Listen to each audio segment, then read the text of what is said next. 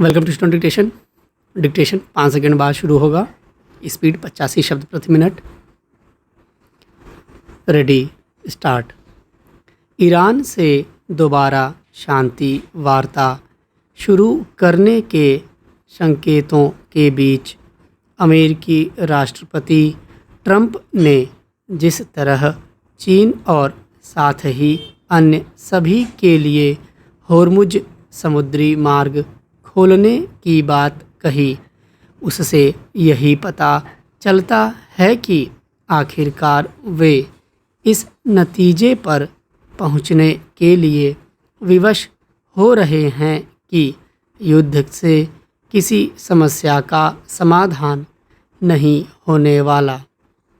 शायद यही कारण है कि उनकी ओर से यह भी कहा गया कि युद्ध जल्द खत्म हो सकता है, चूँकि ईरान भी कह रहा है कि हम भी युद्ध के पक्ष में नहीं।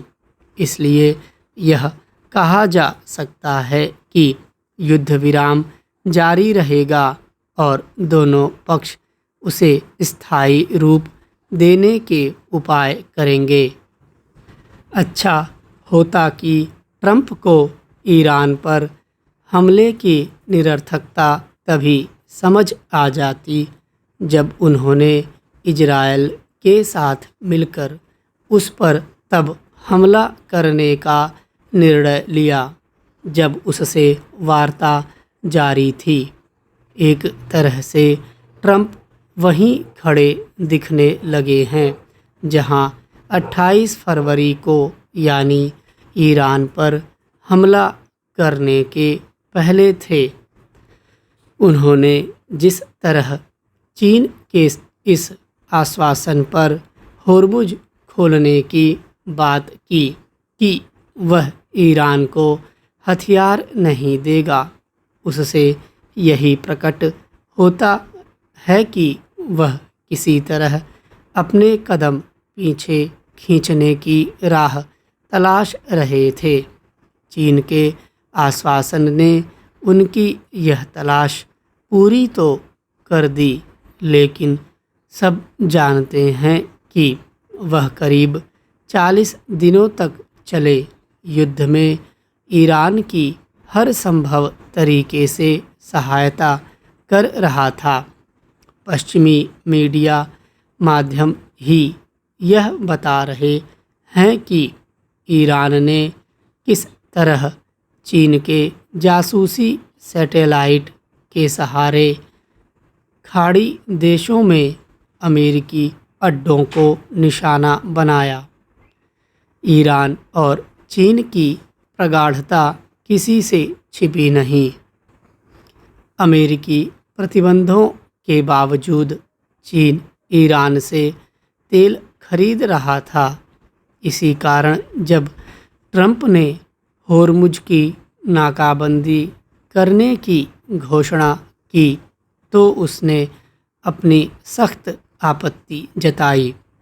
ईरान के चीन के साथ साथ रूस से भी खास रिश्ते हैं और यह किसी से छिपा नहीं कि ये तीनों देश अमेरिकी प्रभुत्व स्वीकार करने को तैयार नहीं और वे उसे चुनौती देते ही रहते हैं।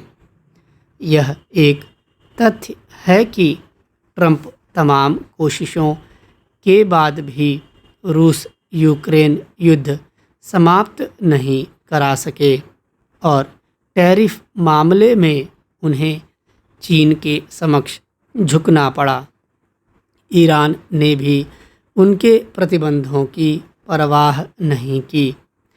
इस पर हैरानी नहीं कि ट्रंप चीन जाने को तैयार हैं और यह अपेक्षा कर रहे हैं कि वहाँ के राष्ट्रपति उन्हें गले लगाएंगे। फिलहाल यह कहना कठिन है कि अमेरिका और ईरान के बीच होने वाली दूसरे दौर की वार्ता किसी ठोस नतीजे पर पहुंचेगी या नहीं। लेकिन यदि दोनों ही पक्ष तबाही से बचना चाहते हैं तो फिर उन्हें अपने अड़ियल रवैये का परित्याग करना होगा।